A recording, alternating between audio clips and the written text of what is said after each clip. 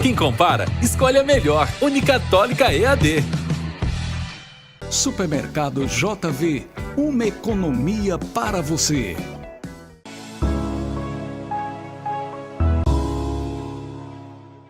Unopar Quixeramobim, Rua Doutor Monteiro Filho, número 130, Centro. Cariri da Sorte, título de capitalização. Adquira o seu. Brisanet, levando o mundo até você.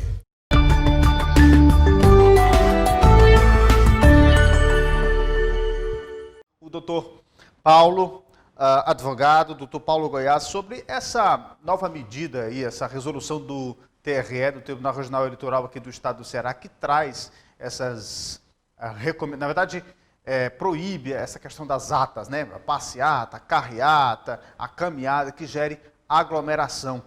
E isso traz, com certeza, repercussão importante nas campanhas. Justamente, claro, essa proibição por conta da pandemia de Covid-19 que estamos vivendo. E eu vou dividir tela agora com o doutor Paulo para a gente conversar um pouquinho mais sobre esse assunto e a repercussão dessa medida do TRE. Vou dividir tela com ele. Doutor Paulo, seja bem-vindo aqui ao nosso programa. Muito obrigado por ter aceito o convite de participar aqui conosco. E essa medida do Tribunal Regional Eleitoral traz um impacto bastante significativo nessa reta final da campanha. Ontem até a gente comentava sobre ela, dizendo que ela pode até ser um pouco tardia, por conta justamente das aglomerações que já foram feitas ao longo de toda esta campanha. Mas na visão do senhor, de que forma isso impacta nessa reta final da campanha aqui no estado do Ceará? Seja bem-vindo. Muito obrigado, é sempre um prazer estar aqui com vocês na TV Sertão. Sobre a instrução do Tribunal Regional Eleitoral, eu acho que houve um excesso, porque na prática foi suspensa toda a campanha que não seja campanha via internet. Bom, primeiro nós temos ainda um grupo significativo de cidadãos do Ceará que não tem acesso à internet. Essas pessoas não terão mais acesso a saber quem são os candidatos e estarão sujeitos às negociações de bastidores, que a gente chama de compra de voto. Por outro lado, fala-se na proteção da vida humana. Vamos ser práticos. A fundamentação do ato do TRE está baseada em fatos acontecidos em janeiro deste ano. Hoje sabe-se que a pandemia, na verdade, não é uma pandemia. Ela é apenas um estado de emergência em relação ao Covid. O Covid mostrou na prática que ele não afetou, como eram os dados iniciais, que iria morrer 2 milhões de pessoas. Chegou a menos de 160 mil pessoas, que é menor do que o número de óbitos por pneumonia no país. Então, me parece que a suspensão da campanha pode ter base em algum município, mas não em todos os municípios, que a situação não é igual. Tanto que o TRE, ao baixar, ele diz deverá adotar as providências necessárias. Ele não diz deve adotar, deverá estar no futuro e pode ser um condicional. Mas mesmo assim, houve uma interpretação de que se suspende a campanha eleitoral, sendo ela apenas pela internet, pelas redes sociais. E isso me parece que trará reflexo aos candidatos que ainda não têm mandato e que não têm um potencial de divulgação muito grande. Mas, de qualquer forma, igualou a todos e manteve uma vantagem para quem já tem mandato e para quem tem estrutura de sindicato ou de associação ou de alguma máquina de fazer voto, por exemplo, a empresa privada, a ligação forte com entidades, esses poderão ter mais resultados. Mas vamos aguardar e vamos seguir as orientações do TRE. E cada juiz, doutor, tem a sua autonomia também na sua zona eleitoral para fazer aí a sua determinação e fazer cumprir essa resolução do TRE de acordo com a situação epidemiológica de cada um dos seus municípios, né? E avaliar da melhor forma possível e tomar a sua medida, não é assim? Exatamente. Cada juiz poderá adotar a medida dentro da necessidade que está causando o município, tá certo? Fala-se numa segunda onda do Covid, naturalmente ela não é uma segunda onda, na verdade, o que acontece? As pessoas estiveram reclusas em casa, sem poder trabalhar, sem poder ir a restaurantes, a barzinho, e elas começam, até por uma necessidade orgânica do ser humano e psicológica, a querer sair. E com a saída é natural que volte a aumentar no primeiro momento os números, mas depois você amplia o que nós chamamos de efeito manada.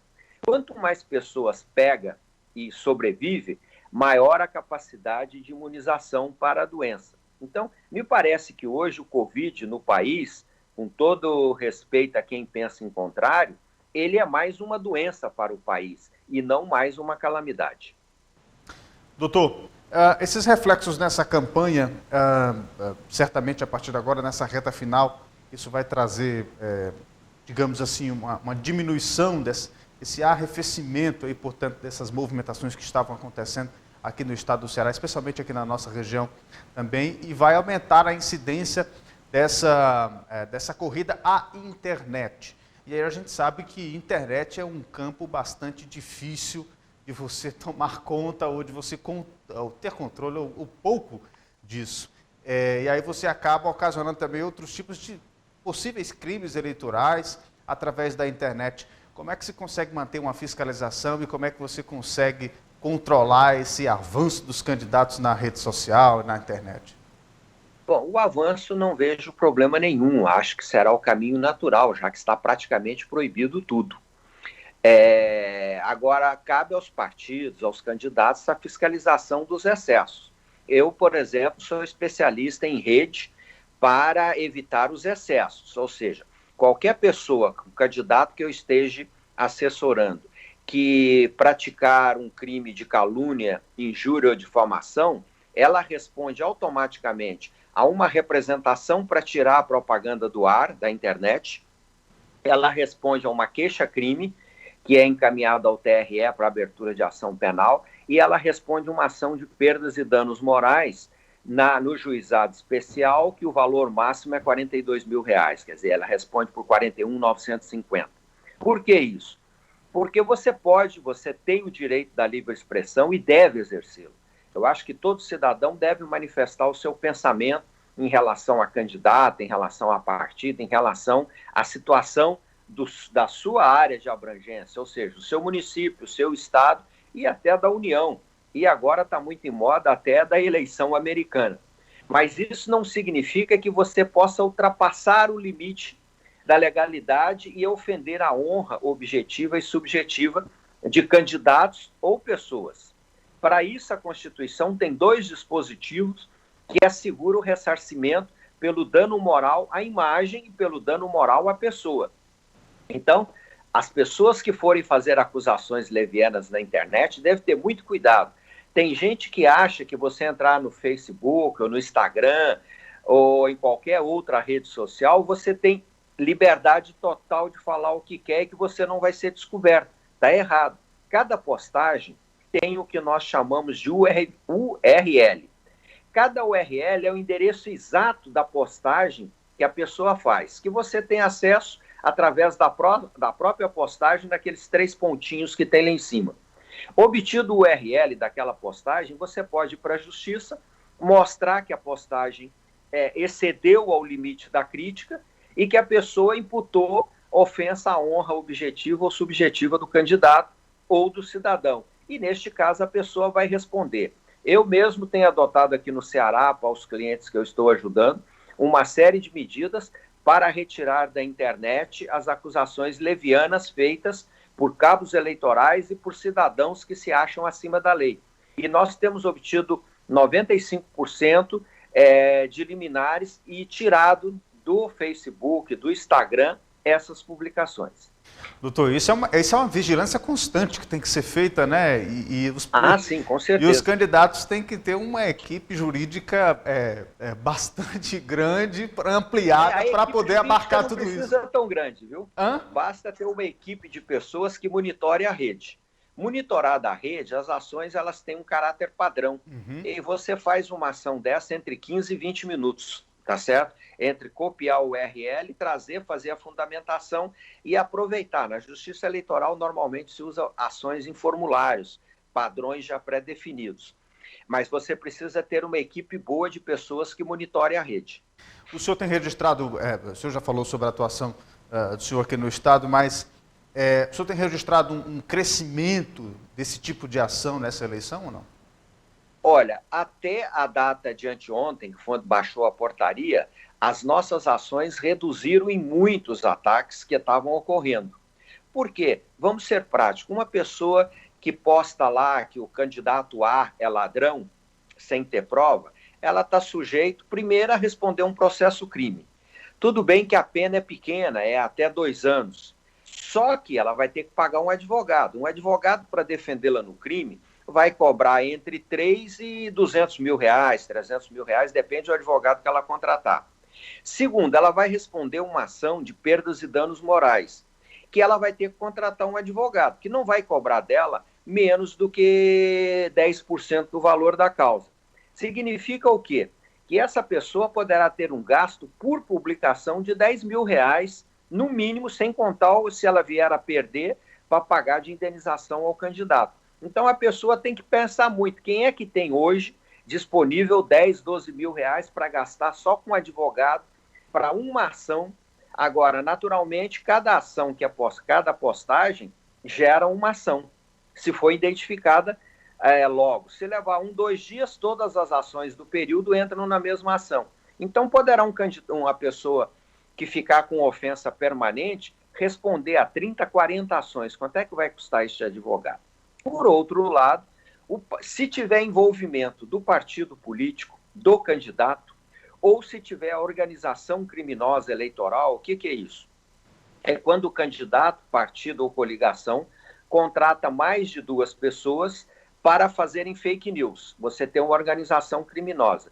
Isso poderá gerar, inclusive, a cassação do registro do partido e do registro do candidato. Então, o candidato que hoje cria uma organização criminosa para fazer fake news contra o adversário, ele corre riscos reais. E a prova não é difícil. Você sabe, principalmente em cidades do interior, cidade de menor porte, todo mundo conhece todo mundo. Então é muito fácil saber se o Paulo Goiás está trabalhando com A ou com B.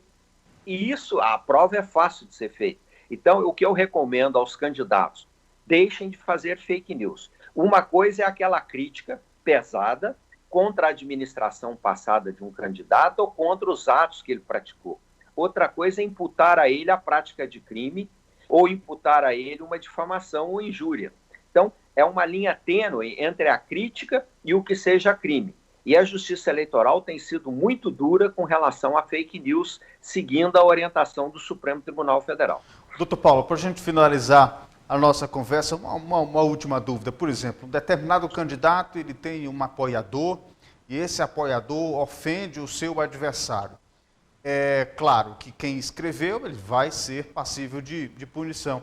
Mas e o candidato qual ele apoia? Também pode ser passível de punição ou não? Terá que identificar. Primeiro, se esse apoiador for filiado ao partido, demonstra o envolvimento do partido. O partido já passa a responder.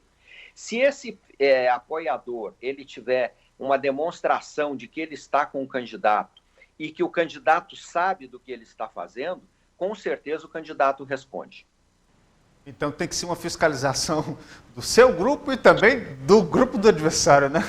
Ah, com certeza. Todo mundo tem que estar cuidando, até porque o objetivo da campanha não é eu ficar desmoralizando as pessoas, é que as pessoas conheçam os candidatos na sua profundidade, a sua vida passada, a sua vida presente, e com o passado e o presente de uma pessoa, você pode projetar em tese o que será o futuro. E caberá a cada cidadão, na hora de votar, medir esse ponto, se aquele candidato preenche os quesitos que ele quer para o futuro da sua cidade, do seu estado, do seu país, na Câmara Municipal, no caso da nossa eleição agora, e na própria Prefeitura. Agora, eu recomendo aos eleitores uma coisa: não vendam o seu voto. Eu sei que a pandemia está deixando muita gente com necessidade financeira, mas lembre-se que com voto comprado não tem compromisso de administração futura. Então, se você quer garantir o direito para você e para os seus filhos, não venda seu voto. E você que está apoiando o candidato, evite entrar nas zonas de ilícitos eleitorais, porque as punições são grandes e pode ser pesada para o seu bolso. Doutor Paulo, muito obrigado pela participação do senhor, por ter atendido aqui o nosso pedido. Reitero aqui de toda a nossa equipe o agradecimento e até uma próxima oportunidade. Tá certo. Eu que agradeço a honra de estar com vocês e sempre que precisar estou à disposição. Um forte abraço.